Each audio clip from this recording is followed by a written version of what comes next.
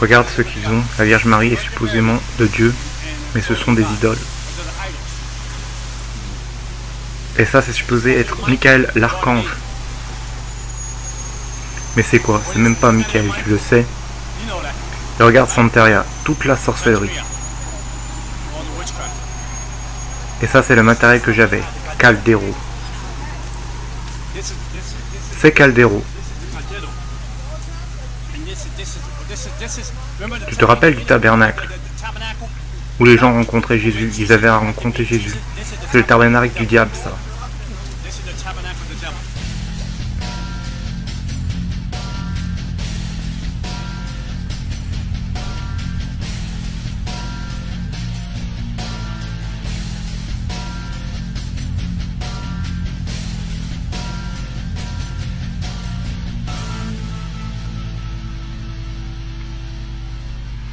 J'ai grandi dans un quartier où j'ai été témoin de mon premier meurtre en allant chercher du lait. C'était à 3 mètres de moi. Ils ont tiré sur le gars 7 fois. C'était des jeunes. J'ai vu le meurtre après meurtre après meurtre. Pour survivre dans les rues du Bronx, vous devez être un tueur, un assassin. Vous devez être intelligent et malin. Du côté de mon père, il n'y avait que des sorciers et des sorcières. Nous étions immergés dans la sorcellerie. Nous avions un contrat, une alliance avec le diable. Je me rappelle quand j'étais plus jeune, à 9 ans, j'allais dans cette pièce pour adorer le diable. Et je pouvais sentir la présence du diable qui rentrait dans la pièce. Et mon père était en train d'adorer et parlait en langue démoniaque. Et il adorait, mettait des fleurs, des bougies et mettait de l'eau. De 19h à 5h du matin. J'étais emmené dans les églises démoniaques, dans des églises de sorcellerie. J'étais formé à devenir un sorcier. J'étais entraîné par des sorcières dans la religion depuis 30, 40, 50 ans. Ils m'ont appris à parler aux principautés, aux esprits sur terre, au diable lui-même. Vous ne pouvez pas parler au diable directement, vous devez gagner le droit de le faire. Et le premier massacre qu'ils ont fait dans mon quartier était dans cette maison, juste ici. Le mari a poignardé sa femme 52 fois et lui a coupé les oreilles. Et ensuite, moi et mon frère, nous étions avec sa fille, on l'a raccompagnée chez elle. On est rentré par la porte ici et la fille a retrouvé sa mère taillée en pièces ici, dans sa maison. J'étais dans la cour d'école en train de jouer avec quelques amis. Et ce pasteur est venu. Il avait ce groupe qui est venu, ils ont commencé à jouer des chants. Les gens se réunissaient au milieu de la cour d'école et il y avait une atmosphère incroyable. Il y avait une joie incroyable et je venais d'une famille brisée. Ce pasteur est monté sur l'estrade et il parlait d'histoire de la Bible. Et comment Dieu aimait tout le monde, ce genre de choses. Et pour la première fois, j'ai été vraiment captivé.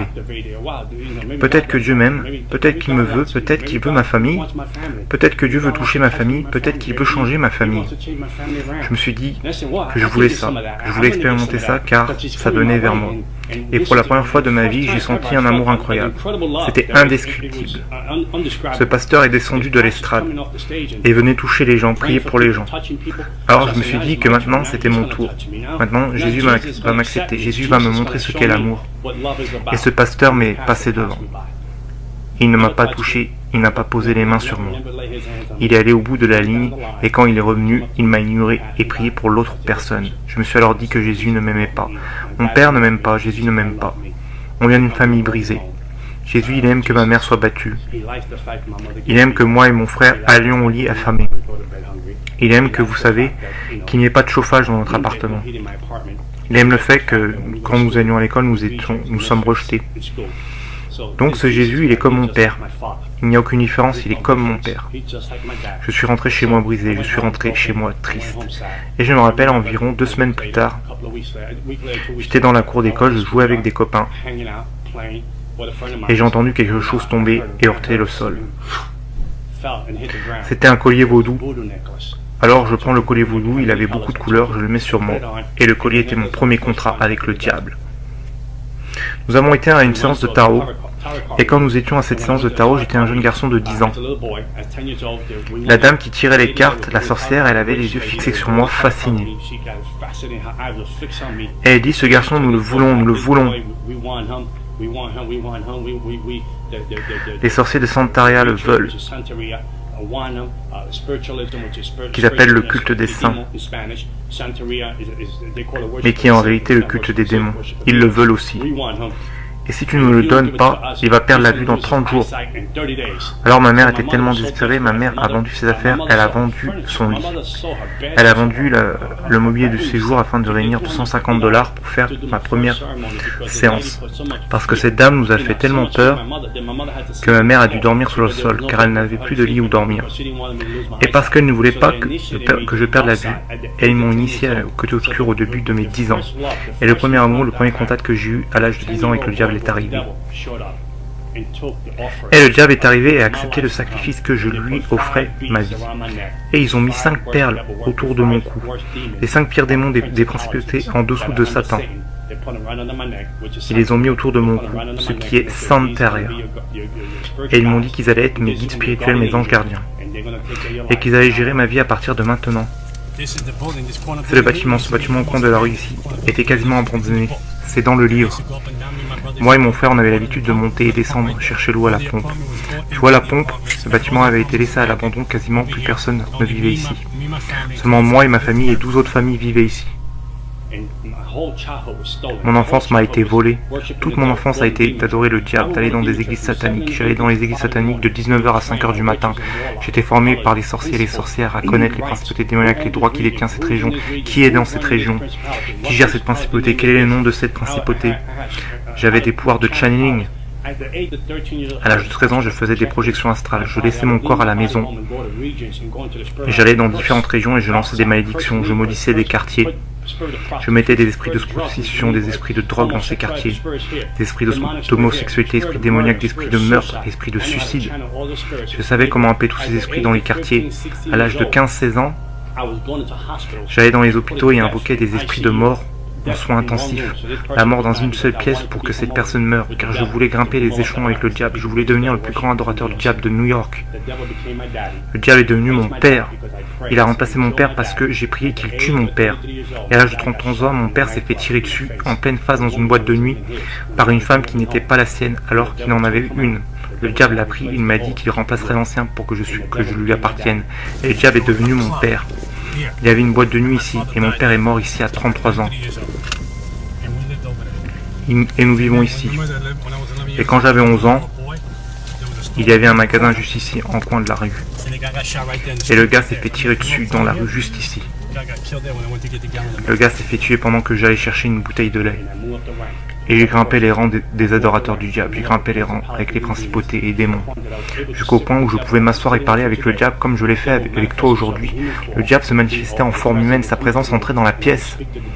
Et je parlais avec le diable toute la nuit, et il me donnait des missions. J'allais dans plusieurs clubs pendant les nuits, afin de recruter des personnes pour le côté obscur. Je disais des choses aux gens à propos de leurs finances, de leur vie, ce qu'ils avaient fait, ce qui allait leur arriver. Ils n'avaient aucune idée de qui j'étais. Ils ne savaient pas de qui j'étais, j'avais juste des pouvoirs démoniaques. J'aimais le sang, je tuais les animaux afin de boire leur sang chaque semaine. Et si je n'avais pas le temps d'acheter des animaux, je me coupais moi-même pour boire mon propre sang. Le cercle des personnes avec qui j'étais dans ce monde démoniaque, il y avait des docteurs, des avocats, des directeurs, des juges, des policiers. Ils étaient tous dans la sorcellerie, même des chanteurs qui sont très connus aujourd'hui. Je déplaçais des principautés de région en région, afin de contrôler les démons au sol pour bloquer l'église, pour empêcher la croissance de l'église, pour empêcher aux gens d'être sauvés. Je rentrais d'une boîte de nuit bourré, j'étais à moitié possédé en étant saoul. Je m'arrêtais au milieu de la rue et je disais à Dieu, descends, tu en veux? Tu veux que je te frappe? Tu veux que je te crache dessus? Descends et viens me chercher. Je me suis marié à Halloween, j'ai eu un mariage satanique à Halloween. Tous les démons et principautés de différentes parties du monde sont venus à mon mariage. Aucun être humain n'est venu à mon mariage, il était effrayé de venir à mon mariage. Alors j'ai eu un mariage fou, j'ai envoyé des invitations mais personne n'est venu. Du coup il n'y a eu aucun cadeau de mariage. Mais des démons sont venus à mon mariage et ont baptisé mon mariage. Alors ma femme était une sorcière, j'étais un sorcier et ensuite ma fille. Et je l'ai formée à devenir une sorcière elle aussi. Je me rappelle la première fois que j'allais faire un sacrifice humain. Le diable était assis à la place du passager dans ma voiture. Il m'a dit « Tu m'aimes ?» J'ai répondu « Oui ». Il m'a dit qu'il y a un gars sur le toit qui va essayer de t'attraper. Il va essayer de te voler ton argent et de te faire de mal. Si tu m'aimes, tue-le. Donc je me suis rendu sur le toit et je vivais au 12e étage de cet immeuble, je m'en souviens. Quand je suis arrivé en haut, je me souviens que cet homme se trouvait derrière la cage d'escalier. Et cet homme faisait 2 mètres de haut et devait peser dans les 110 kilos. J'étais à moitié possédé, j'ai senti un démon rentrer en moi et ce n'était même plus moi. Donc j'allais le traîner jusqu'à mon appartement et lui trancher la gorge. Parce que j'avais un chaudron et qui devait peser plus de 50 kilos. Et à l'intérieur, 9 machettes et des couteaux avec lesquels je faisais mes sacrifices d'animaux. Et quand j'ai voulu attraper l'homme, il m'a filé entre les mains et a disparu. Il a descendu les escaliers, cet homme était comme un coureur olympique, il a disparu d'un coup. Je n'ai donc pas pu l'attraper et le tuer. Et j'ai été vraiment déçu de ne pas pouvoir tuer ma première personne. Des personnes ont dessiné ces graffitis ici. C'est un démon juste ici.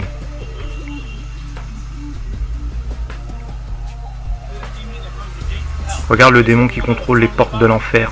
C'est celui dont je me parlais, qui est dans mon livre sur Santaria. Ce petit démon.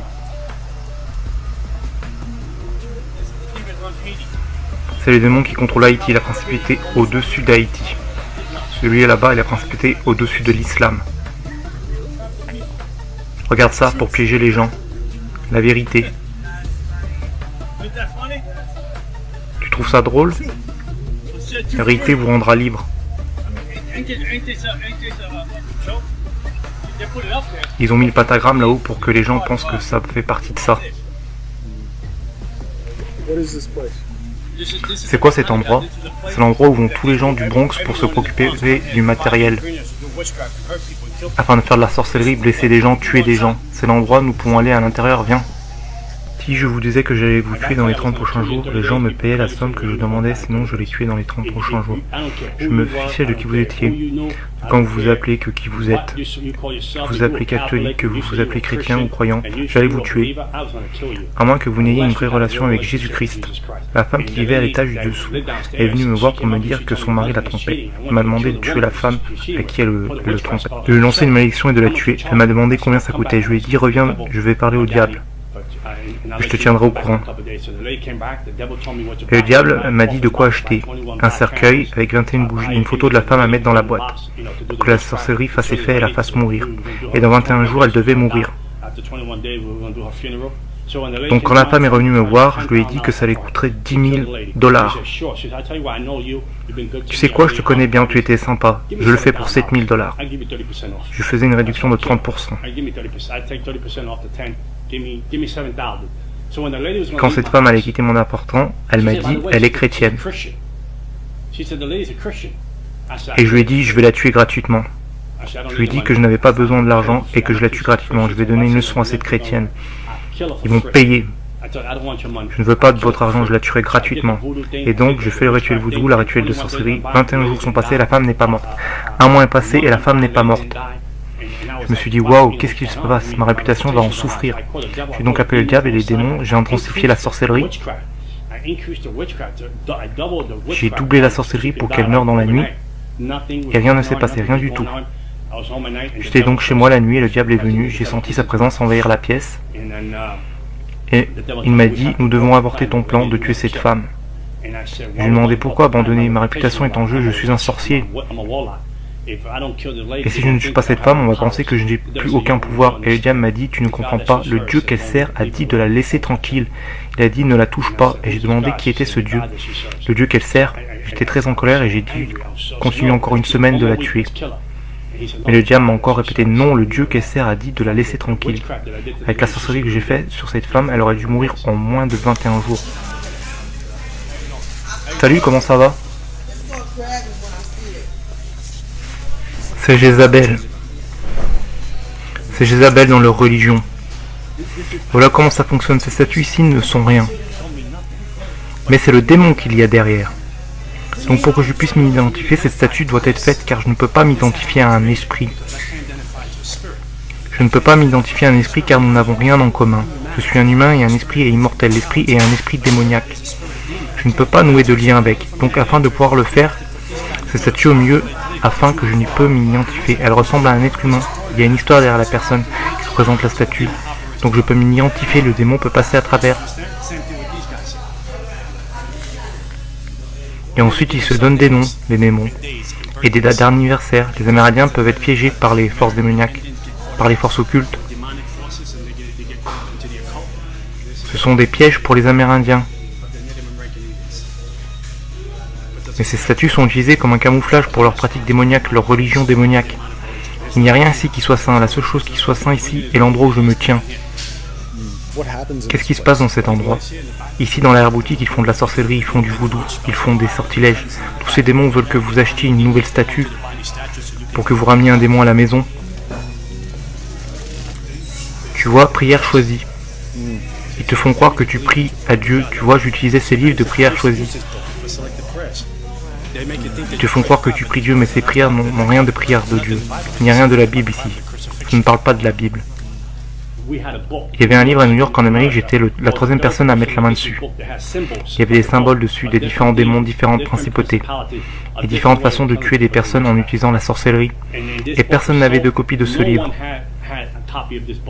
Vous ne pouviez pas avoir de copie de ce livre à moins que le diable ne l'autorise. Et j'étais la troisième personne à recevoir ce livre. J'utilisais les symboles de ce livre à travers la sorcellerie, pour faire perdre la tête aux gens, pour envoyer sur les gens des maladies qui viennent. J'envoyais des sorts sur les gens pour qu'ils reçoivent la lèpre, le cancer. J'utilisais la sorcellerie sur des personnes pour les conduire au désespoir, pour faire avorter des femmes. J'envoyais les gens en chirurgie alors qu'ils n'en avaient même pas besoin.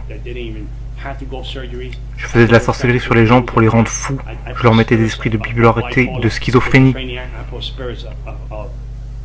des esprits de maladie, des esprits de suicide. J'étais éveillé toute la nuit à prier et à parler au diable. Alors que pendant ce temps, les chrétiens ne peuvent même pas aller à l'église pendant 1 heure. Alors que les chrétiens ne peuvent même pas prier pendant 1 heure. Le monde spirituel est plus réel que le monde visible. Et nous ne le voyons pas.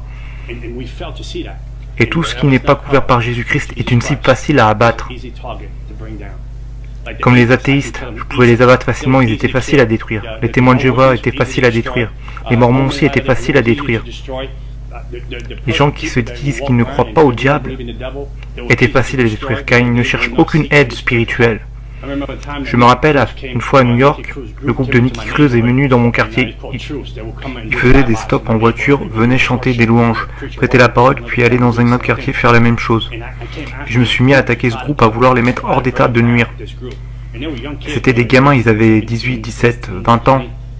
Je veux dire, je me suis dit, mais comment osent-ils jouer cette musique horrible? Cette musique qu'ils appellent louange, cette musique dégoûtante, qui joue dans mon quartier, je vais détruire ces jeunes garçons. Quand je suis arrivé à l'endroit où ils étaient, il y avait un mur de feu autour d'eux. Je ne pouvais pas y entrer pour leur faire du mal. Il y avait quelque chose qui me repoussait. À chaque fois que j'essayais de leur lancer des forces démoniaques sur eux, quelque chose me repoussait. Et j'étais incapable d'atteindre ces gamins. Et je me disais qu'il y avait quelque chose ici qui n'était pas normal. Alors je m'en suis allé et je les ai laissés tranquilles et je me suis dit, ok, ils ont gagné ce premier round. Alors forcément qu'il y a des esprits ici qui nous observent. Oui, bien sûr, qui nous observent. Ok, nous sommes protégés. Nous sommes protégés par le sang, mon frère. Il n'y a rien de comparable au sang de Jésus. Amen. Ils savent qu'ils ne peuvent pas nous toucher. Ils voient ce qu'on a. On a une barrière de protection autour de nous. On peut marcher dans cet endroit. On pourrait chasser les démons de cet endroit. On pourrait détruire cet endroit au nom de Jésus. Il n'y a rien que le diable puisse faire. J'avais beaucoup d'argent, de belles voitures, de belles femmes. J'avais tout, je vivais dans le monde. Mon voisinage était terrifié de qui j'étais. Ils se disaient, vous embêtez ce type et votre famille va mourir. Vous embêtez ce type, il n'aura pas besoin d'un pistolet, il tuera vos familles durant son sommeil. Mon père était incroyable. Il me donnait des pouvoirs au-delà de ce que je pouvais imaginer. Il me donnait des pouvoirs et les gens avaient peur de moi, la police me craignait. La sécurité dans mon quartier me craignait. Les gens m'appelaient le fils du diable. J'ai mis des chrétiens à genoux, les empêchant de prier car ils étaient sans puissance. Ce n'était pas parce que leur Dieu n'était pas tout puissant, comprenez-moi bien. Leur Dieu était tout puissant, mais le vaisseau était faible.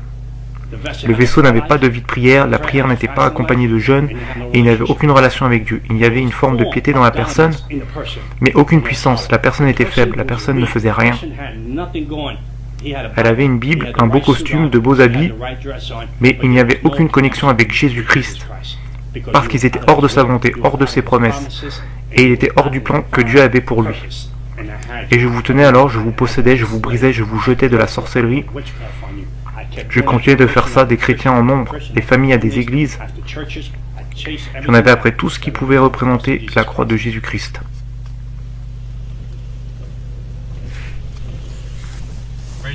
C'est un endroit très démoniaque. Alors cet endroit a un effet sur tout le quartier? Oui, bien sûr, cet endroit a toute cette région sous son contrôle.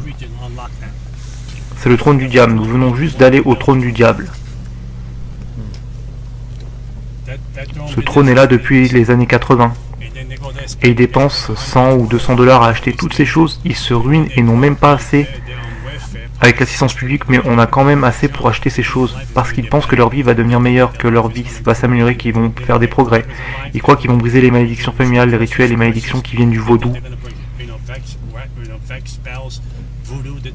Ils croient qu'ils vont briser tout ça alors que Dieu dit « Venez et je le ferai gratuitement. Donnez-moi juste votre vie et je vous rendrai libre. » Mais ils n'en veulent pas, c'est trop difficile pour eux, c'est trop compliqué pour eux. Mais ils peuvent aller dans des endroits comme ça et dépenser 200 $. J'avais un contrat avec la principauté qui contrôle Haïti, son nom est Canberra. J'avais un contrat avec les démons de Miami, avec les démons d'Afrique. J'avais aussi des contrats avec les démons ici à New York, la principauté qui contrôle Times Square ici à la 42e rue.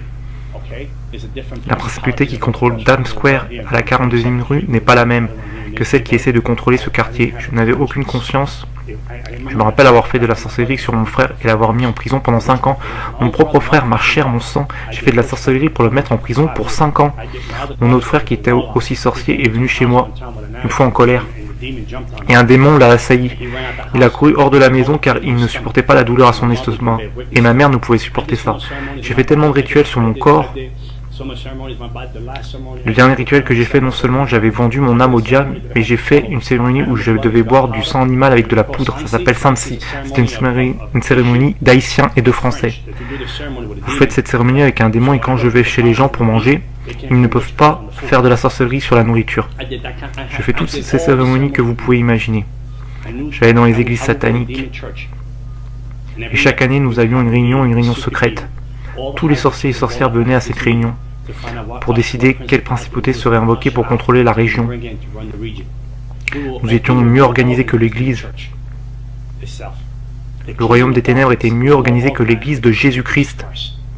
Nous savions faire les cérémonies et préparer les choses pour l'année prochaine, avant que l'année en cours ne soit finie, pendant que les chrétiens ne peuvent pas venir à l'église et prier pendant 1 heure, pendant que les chrétiens ne peuvent pas avoir une relation continue avec Dieu.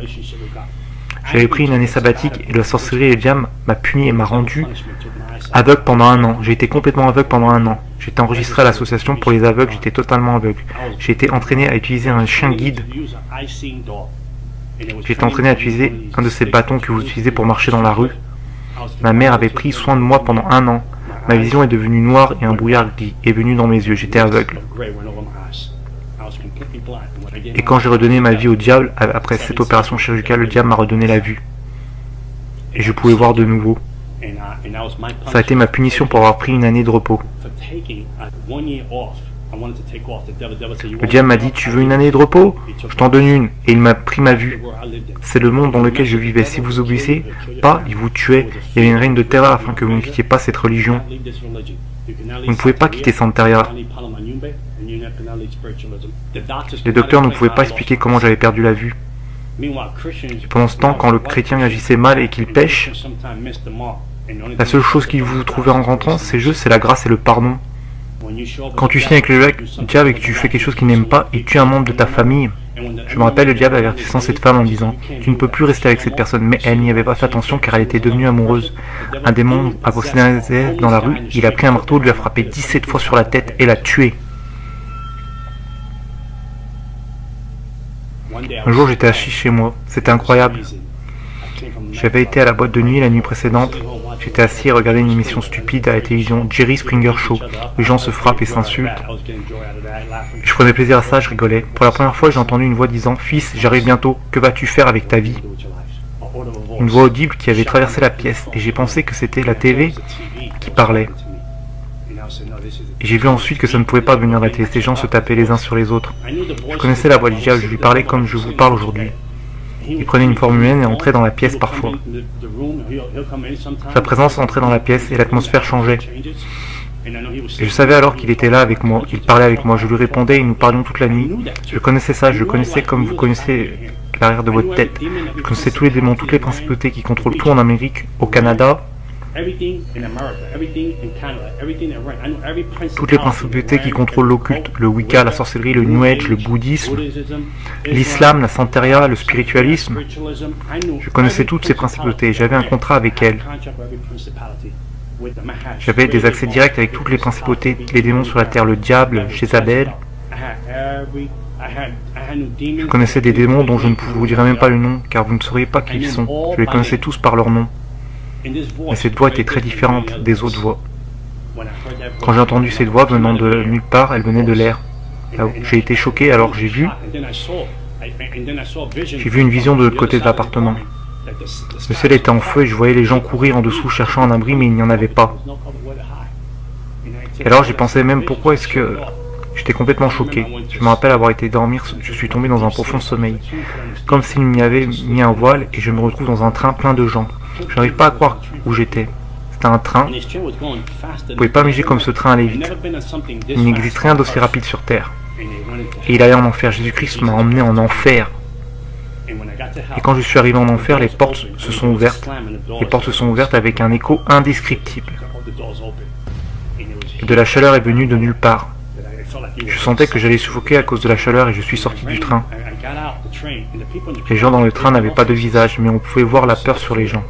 On pouvait sentir l'impact de la peur dans le train, qu'il allait dans un endroit où il ne reviendrait jamais. Et l'endroit était confiné. Et je me suis dit, je ne peux pas mourir ici, je ne peux pas. Ce n'est pas pour moi, je ne suis pas né pour être à cet endroit, je me disais ça. Alors j'essayais de trouver un tunnel en enfer. Je cours alors dans un tunnel pour essayer de trouver une porte. Peut-être une fenêtre, peut-être qu'il y avait un passage quelque part par lequel je pouvais m'échapper et retourner à l'arrêté, mais il n'y avait rien.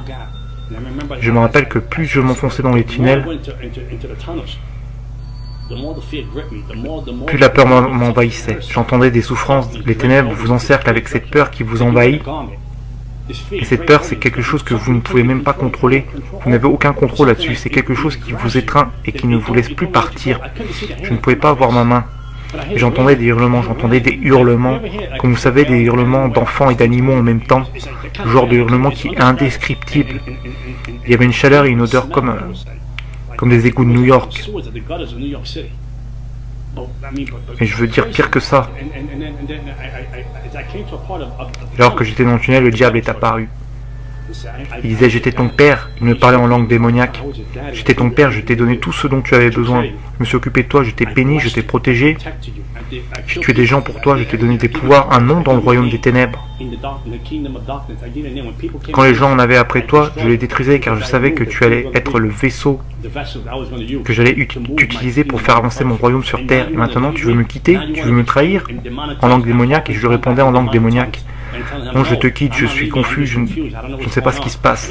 Il m'a dit non, je sais que tu vas me quitter et exposer ma religion, tu vas exposer et je suis comme j'opère, et tu vas dire comment j'opère dans le monde. Parce que je t'ai enseigné des tas de choses que j'ai enseignées à personne. Je t'ai fait confiance avec les choses que tu devais savoir afin de faire avancer mon royaume, car je voulais t'utiliser d'une puissance manière. Et dans la confusion, il est venu m'attraper pour me détruire.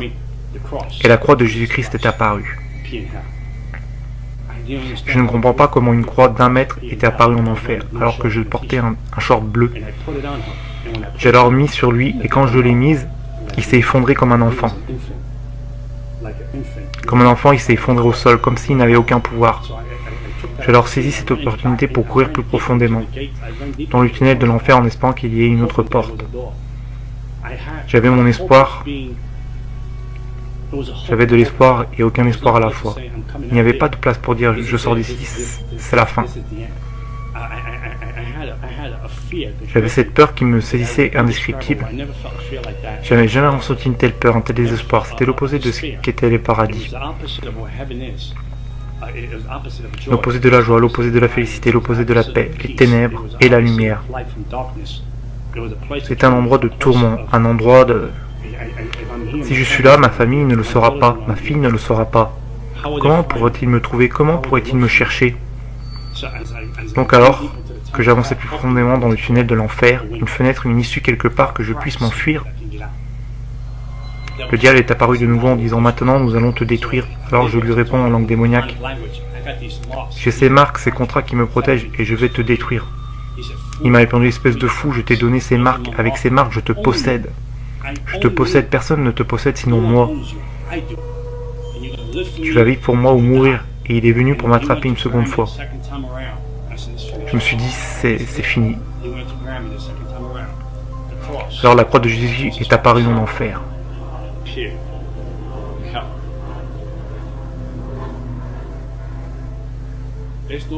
Il n'y a pas de plus grand amour que la croix qui apparaît pour un pécheur comme moi en enfer. Et quand David dit « Je repose dans le séjour des morts », il sait que je suis ici. La grâce et la miséricorde sont apparues en enfer. La grâce et la miséricorde connaissaient mon adresse. La grâce et la miséricorde avaient un plan pour ma vie. Avec mes inqualifiables façons de vivre démoniaques, égoïstes et arrogantes, j'étais en enfer. Alors que mon sort était réglé, Jésus-Christ m'a aimé. Et il a dit, j'ai un plan pour toi, je t'aime plus que tu ne peux l'imaginer. Et il est arrivé en enfer quand je me suis réveillé et que mon esprit est revenu dans mon corps. Je me suis levé, je me suis mis à genoux devant Jésus-Christ. J'avais pour 100 000 $ de matériel de sorcellerie à la maison et j'ai tout jeté. Je me suis débarrassé de tout ce qui avait un lien avec le monde des ténèbres. Mon ancien compagnon d'Haïti, de Cuba, de Miami et de New York voulait me tuer car j'en savais trop. Nous devons le détruire, le tuer car il en sait trop et il n'est plus des nôtres. Et ils sont venus pour me tuer, ils l'ont fait de leur mieux. Je dormais durant la journée pour rester éveillé la nuit quand les démons sont venus me tourmenter pendant 30 jours. Ils m'ont tourmenté pendant 30 jours. Ils me prenaient par la gorge, me sortaient hors du lit, la pièce devenait froide. J'étais allongé dans mon lit et je sentais une autre personne allongée à côté de moi, froide. Je regardais comme ça et je pouvais sentir la présence, c'était le diable en personne dans mon lit. Pendant 30 jours sans répit à me tourmenter, à essayer d'arracher mon âme de mon corps. À essayer d'arracher mon esprit de mon corps, je tremblais la nuit comme jamais auparavant. Je criais, je ne savais pas comment prier, alors je disais « Jésus, Jésus, Jésus !» Je disais des prières d'une sœur que j'avais entendue à l'église, je l'avais entendue prier ainsi. J'essayais d'assembler ces prières ensemble comme un puzzle afin de combattre pour ma vie. Et un jour j'étais à l'église en train d'adorer et j'ai demandé « Seigneur, pourquoi laisses-tu tout ça m'arriver ?» Et un jour Dieu m'a dit « Je voulais voir combien tu m'aimes. Je voulais voir combien tu me fais confiance. » Et jamais plus je n'étais tourmenté par le diable. Et je suis devenu un évangéliste pour Jésus-Christ. 14 ans à servir le Seigneur et je ne l'échangerai pour rien au monde.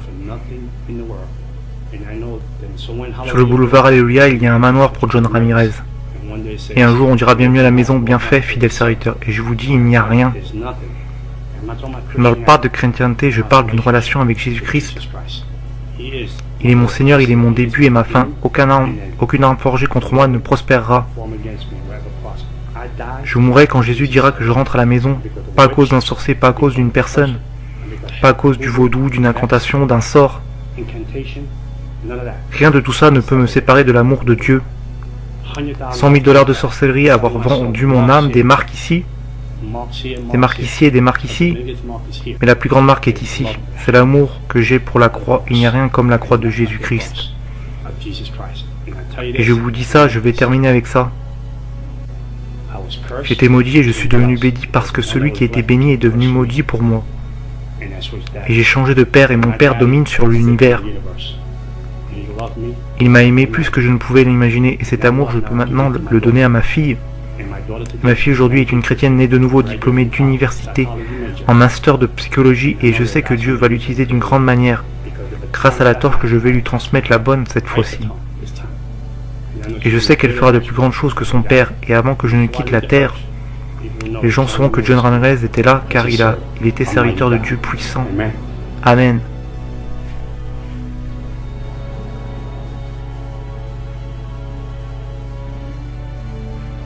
Après avoir donné sa vie à Christ, John a rejoint Times Square Church à New York. Il a été formé par le pasteur David Wilkinson jusqu'à la mort du pasteur Wilkinson en 2011. John est maintenant un évangéliste pour Christ. Il voyage à travers le monde afin de prêcher et d'exposer les œuvres de Satan.